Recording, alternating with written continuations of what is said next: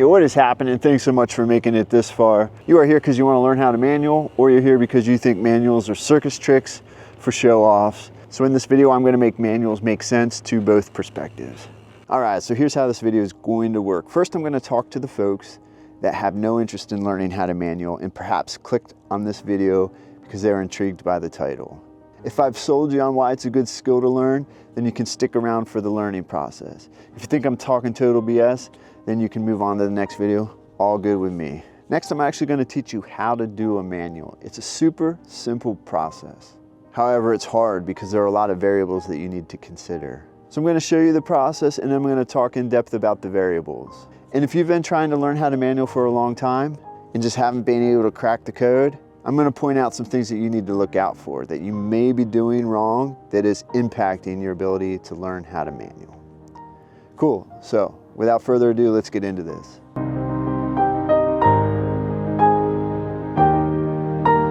Hey, check, check, can you hear me? Okay, so here's why you should learn how to manual even if you've never learned how to manual. One of the biggest mistakes I see for beginner riders, and even intermediate riders for that matter, is when they ride their bike, they're locked in a box. They're locked in this square, you know, in front of their seat and behind their handlebars. The problem is when you're locked in here, you have very little bike body separation. Now, bike body separation is more than just leaning your bike over. It's moving forward and backward. So what happens is when we come out and we try to learn these tricks how to manual, even if we fail, okay, even if we fail and never learn how to manual, that process where we're learning how to use our body weight to control our bike is super beneficial for us on the trail. Now, just this morning I was riding some tech trails and I was climbing a very rocky section. And even climbing going uphill, I recognized how important it is to be able to go down and back and up and forward. Why is that? Because we're using our forward and backward momentum to get us over rocks. So we don't always necessarily have to pedal through the chunk. We can throw our bike forward and create momentum with our body mass.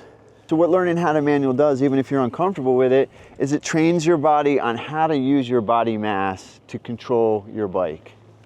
Because it's our body mass that controls our bike, okay? We're not riding our bike. We want to think about it as if our bike is riding with us. And the great thing about it is it's super easy to practice. You can practice it anywhere and it's safe. Now let's talk about how to learn how to manual. So the first thing you want to be aware of is manualing is a trick that is very hard to learn, okay? It takes a lot of repetition. While the actual process of doing it is simple, like the body mechanics of it are very simple, making it work is challenging. So don't give up. You need to understand that you're going into this. Expect a lot of repetition. Next, let's talk about some variables that are going to make it easier for you as you start to learn, okay? You can see I'm in a paved parking lot. So a paved ground, a smooth ground is going to make it so much easier than, you know, a trail or even grass, okay? Grass has a certain amount of rolling resistance that's going to slow your momentum down and it's going to make it incredibly more challenging to hold your manual. In conjunction with that, speed is going to make your manual so much easier to hold because speed provides stability. What else, you ask? Well, tire pressure is a big variable in how hard it is to hold your manual up. So if you have soft, squishy tires, it's going to be a little bit harder because they're going to be squishing around. So inflate your tires a little bit. Now, anybody can learn how to manual, but this is what's going to make it more challenging. If you're a little lad or a little lass on a big bike with a long wheelbase, it's going to be harder to get your body mass back and into a position to pull your front end up. So if you are a little lad or a little lass, just know that you might have some growing to do before you get it back, but I promise any adult has the weight, the body mass. If they're fitted on the proper bike, they can pull that front wheel up and achieve a manual. One other variable to consider, as if there aren't enough, is the wind. If you have a crosswind, it's nearly impossible to manual. If you have a way to angle yourself into the wind, it can help out a little bit, but any swirling wind is going to make it tremendously hard to manual. So without further lollygagging, let's talk about how to start your manual. So as we get into this, the first thing you need to know is you don't want to loop out, which means flipping over backward. Okay, as a beginner, it's likely not going to happen because your biggest challenge is actually just going to be getting your front wheel off the ground. So unlike a wheelie where flipping over backwards can kind of come with a too powerful pedal stroke, Manuals, it's a little bit more challenging, especially like I said, for the beginner. However, with that being said, you always want to keep your finger on the back brake. Your back brake is going to be your savior if you're going backwards, okay? Just a gentle tug, and even just a light drag is enough to bring your front wheel down. So the manual motion is really simple, and it consists of two main movements. The first movement is down, the second movement is back. But here's the key. So while I pointed out two movements, down and back, we need to make those two movements one single movement. Down and back, down and back, down and back. If you go down and stall and go back and stall, you will not manual. You must go down and back and hang out back there and stall on the back part to manual. Some things to think about when on the down and back is to start off a little bit more forward on the bike with your chin over your stem. When you go down and then back, that larger distance that you're covering with the back motion will be more power for your body mass to go and peel that front end off the ground. So we're thinking about our chin over our stem, and we're down and back. Welcome to my chest. You are now on my chest. So we're going to practice the down and back motion. We're not worrying about holding up a manual. We just want to make that down and back all one motion. Down and back. Now, two things to consider. If you're not getting your front end off the ground, it might be likely that you are not going down first. So make sure that you are going down first. Down and back. And the front end comes right up, okay? Now, if you're confident that you are going down and you're still having trouble getting the front end off the ground, then consider you're not going back enough. So we really need to go back behind our seat to get that front end up. If you can get your front end off the ground a few inches, I guarantee that you will learn how to manual. When you go down and you go back, you want to make sure that you stall out back there, because that weight behind the center of your bike is going to be what pulls your front end up. If you go down and back hard and then come a little bit back to like the central position, you've lost all of the distribution of weight to the back of your bike that you need to pull that front end up. It's our weight that pulls the front end up. It's not our muscles in our arms. Folks that are having trouble pulling the front end off the ground are doing these things. They're going down and stalling and then going back. They've lost all the power with their mass.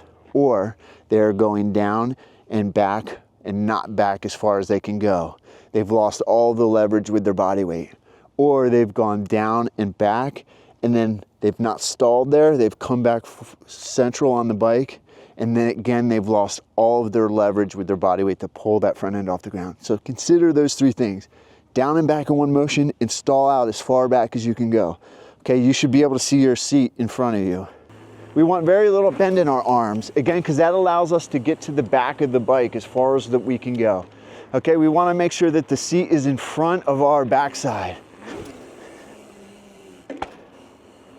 So I like to add mental tricks or kind of ways to visualize the process that you can think about when you're doing this, because sometimes what you feel like you're doing, you're not doing. But if you can talk your mind into doing it, then that can be very helpful in translating that to your body mechanics. So what I like to think about is when I go down and back, I like to think about my hands go on the ground and I push away the ground. Hands down, push away. Hands down, push away. That thought of my palms pushing away on the ground guarantees I have a powerful pushback, okay? And that's gonna get me where I need to be, and that power is gonna bring my front up very easily. Okay, when you get really good at that power, that down and pushback, you're gonna wanna make sure that you really cover your rear brake, because you're gonna find it almost too easy then to bring your front end off the ground, okay? You're gonna go beyond your balancing point very quickly. The next thing you wanna consider when you're doing the down and back motion is that your weight is distributed evenly on your feet, okay? And I'm talking about right foot and left foot. You wanna be balanced, centered on your bike. Because if you push back and you pull your front end up and you're leaning a little bit, that's gonna cause an immediate curve in your bike. And when you curve, it's gonna be very hard for you to learn how to balance with curving. So, think about having a stable, well-balanced platform directly above your bike. If you're having trouble pulling your front end up, you need to go back and revisit all the things that I've said so far. Okay, I'm focused on a well-balanced platform from left to right on my feet. My heels are down. down and back, straight forward push, straight forward push. So now I have to assume that you can get your front end up, even if it's just for a few feet. You're ready to start working on holding that front end off the ground. So now that you're able to hold that front end off the ground just for a few feet, okay, but you're consistently getting it off the ground, the first thing you need to understand is that finding balance is not in your arms, it's in your legs. I see a lot of people trying to hold their manual up with their arms and trying to pull on the bars to pull that front end up more. You don't want to get into that habit off the start. The habit you do want to make is utilizing your legs by pumping your legs in and out to hold that manual up to find that balance. So to build that good habit, right when you get your front end off the ground, start working your legs.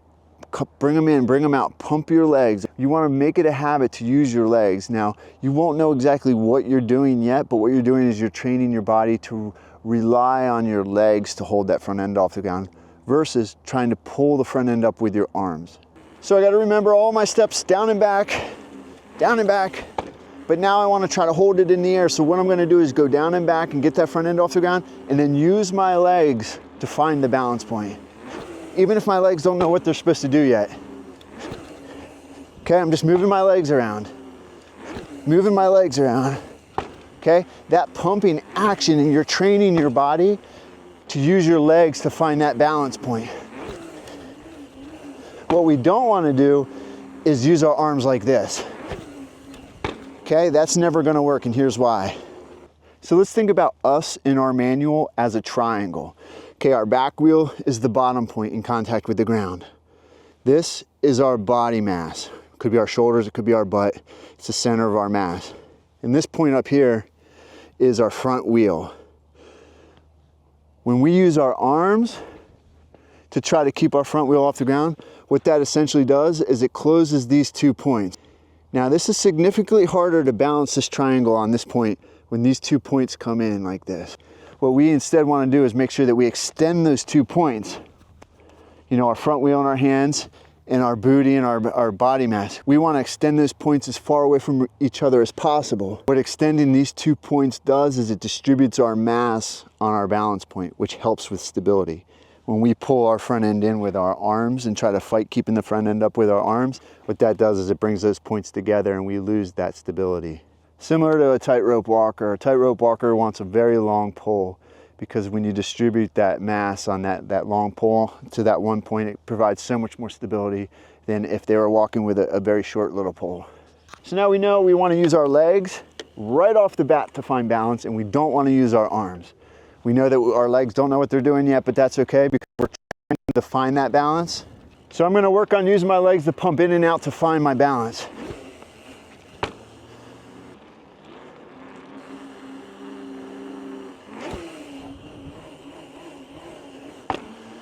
It feels kind of goofy, it does, but what we're just doing with that is we're just training our body, you know, how to find the balance by over-exaggerating what it needs to do to find that balance.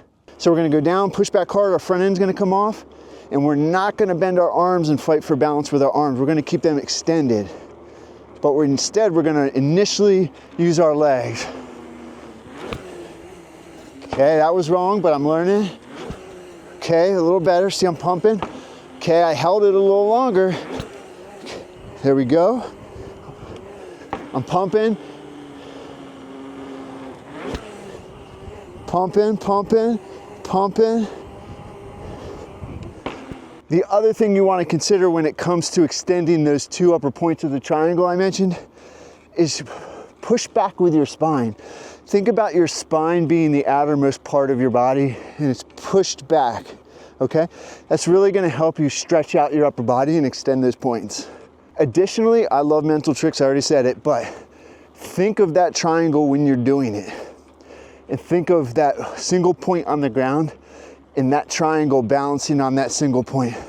It's a great mental trick to visualize what your body needs to do versus blindly going into it for feel. Another thing that was helpful for me is finding lines on the ground, and that's my starting point. For whatever reason, that trained my body and my mind into knowing that all these things that I've practiced, all these functions start here at this point. Another reason why it's valuable is when you do it on a trail, You need to do it on specific parts of the trail. If you're pumping through something or doing a log over or whatever, you can't do it when you're ready. You need to do it at a point. So you want to train your body into achieving this motion at the needed point versus whenever you feel completely ready and prepared to do it. Real light with our hands right here. We're light with our hands, down and back.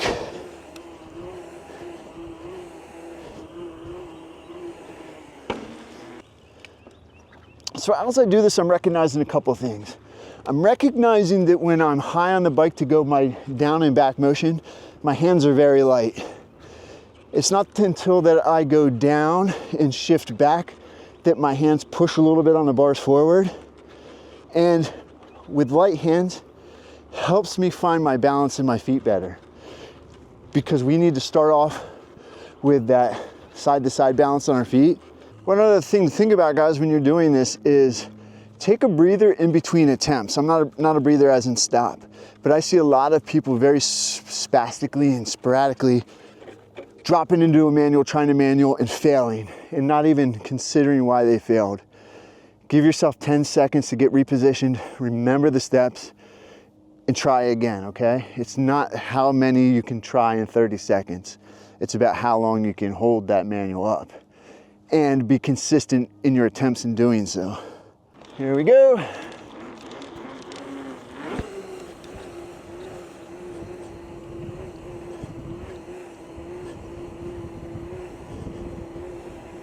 I'm gonna run out of space here. So as I do this, I'm focusing on my hips, finding the balance. I'm ensuring I'm staying behind my seat. Light hands. Forward on the bike, high on the bike so I can go down and back.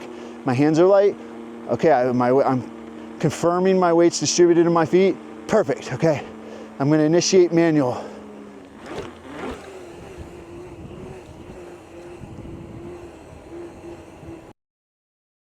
So before I leave you guys, I want you to know this. Just like in jumping, the success of your manual is greatly determined on your approach and everything that happens before your front wheel comes off the ground.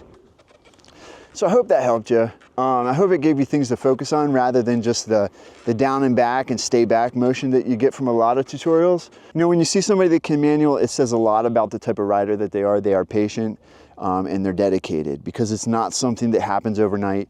It's not something that happens within weeks. Even if you get all the movements right, all those movements will help you find success with manuals, but it takes time for your body to learn those micro adjustments and those balancing points that you need. So when you see somebody that can manual, it shows me dedication, it shows me perseverance, and you know, a will to succeed. All those things not only make us better riders, but we can apply those things that we learn on the bike elsewhere in life and find success in other avenues too and in other hobbies. So if you have any questions, please let me know in the comments below. I'll do my best to answer all of them. If I get a bunch, I might do a follow-up video where I reply directly to those questions and offer more insight. So let me know what you think. As always, thanks for riding with me, and I'll see you on the next one. Now, as far as junk in the trunk, I have no junk in the trunk. I was not blessed with any type of meat back there. I don't blame it on my parents. So I am working without that advantage. So if I can do it with a bony booty, you can do it too.